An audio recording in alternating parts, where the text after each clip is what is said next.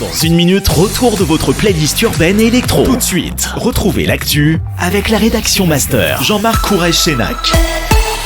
Vous êtes sur Master, très belle journée.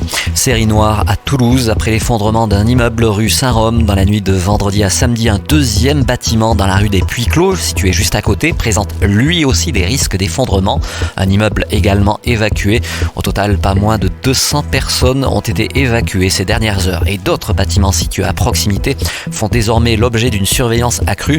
Une cellule de crise a été mise en place au Capitole. L'immeuble massif qui s'est effondré a provoqué un effet de souffle brutal et très important, ce qui a eu des conséquences sur le bâti avoisinant.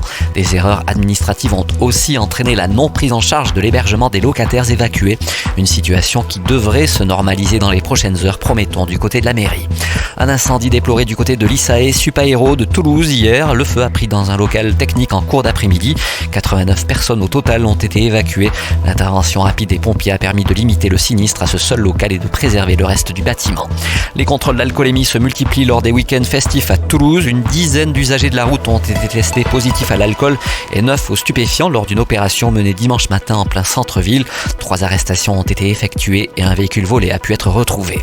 203, le chiffre du jour, il est révélé par nos confrères de l'Indépendant et il s'agit du nombre de contraventions dressées la semaine dernière par les gendarmes sur les routes de l'Aude.